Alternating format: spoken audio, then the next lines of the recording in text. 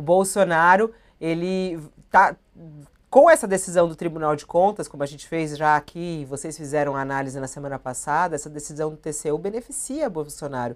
E agora ele não tem nem vergonha de falar sobre essa questão das joias. E já diz, ó, vou doar as joias. Tô só aguardando a decisão do TCU. Mas se você notar na fala dele, ele falou em doar um lote, não tudo. Porque o bicho é esperto. É esperto. Agora, o Lula é um pouco culpado. Podia ter se desfeito desse relógio logo no início. Não precisava ficar com isso e dar discurso para o Bolsonaro. Deu discurso e o Bolsonaro sabe se aproveitar. Se o Bolsonaro, dentro desse raciocínio do Bolsonaro de que vou doar, primeiro, ele tinha que doar todas as joias. Segundo, devia devolver aquele dinheiro que ele recebeu, que ele fez uma vaquinha na internet para pagar as multas. Recebeu quanto? 15, 17 milhões e não devolveu nada às pessoas que mandaram o dinheiro para ele e que, se ele usou ali 500 mil para pagar algumas dívidas em alguns estados de multa, cara, foi muito. Tem que devolver. Essa que é a questão. Esse homem sabe ganhar dinheiro. Sabe ganhar dinheiro, já disse isso lá no processo que o Exército moveu contra ele. Teve um cidadão que tomou um depoimento dele, fez um relatório e que disse: olha, a grande preocupação dele é com dinheiro mesmo. E é isso. Sabe ganhar dinheiro. E que os incautos, os otários, que dão chance a ele. O Lula foi um incauto. Um incauto. Muitos desses que fazem vaquinha, participam de vaquinha, me desculpe a expressão, estão agindo como otários, estão dando dinheiro para quem engana eles. Mas é a vida, né? Quem quiser, se iluda. Mas não é, não dá para esquecer, né, Josias, que o Bolsonaro, ele foi indiciado por esse caso. E a diferença Ah, entre eles, né, a gente já pontuou aqui. Ele dá essa declaração, está se colocando na mesma posição, mas há diferenças. O próprio professor Walter Mairovich falou aqui pra gente isso. o Bolsonaro ele não dá ponto sem nó, né? Ele soou muito categórico, né? Ele falou que vai pegar, vou pegar o conjunto de joias porque esse conjunto de joias me pertence. Então ele soou como se não tivesse nenhuma dúvida a respeito do desfecho desse inquérito sobre as joias, né? E ele está, na verdade, falando e andando para a Procuradoria-Geral da República, para o Supremo Tribunal Federal. Ele está desafiando as instituições. Porque, como você realçou, Fabiola, ele foi indiciado já em julho por peculato, formação de organização criminosa e lavagem de dinheiro, nesse caso das joias, né? E pegou. Primeiro ele disse que não, nem sabia de joia, não pode. A imprensa está dizendo que eu recebi, não pedi, não sabia de nada, não recebi coisa nenhuma. Depois, quando ele foi pilhado ali no contrapé, ele disse que mandou recuperar as joias que estavam confiscadas, inclusive na alfândega de Guarulhos, para evitar um grande vexame diplomático do Brasil. Ah, recebeu o presente, vai leiloar. Veja que desfeita com a Arábia Saudita, que doou as joias, né? Depois verificou-se que ele estava vendendo as joias, estava fazendo dinheiro, passando os presentes nos cobres, coisa de 6,8 milhões de reais. E já tinha peças já comercializadas nos Estados Unidos.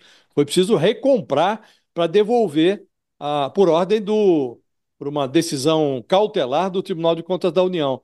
Essa decisão cautelar, ela ainda está pendente de apreciação no plenário do TCU. Mas o Bolsonaro dá de barato que, como o TCU permitiu ao Lula que ficasse com o relógio Cartier, que ele recebeu do fabricante dessa grife francesa, então vai ter que devolver as joias dele também, que hoje estão sob a guarda da Caixa Econômica Federal.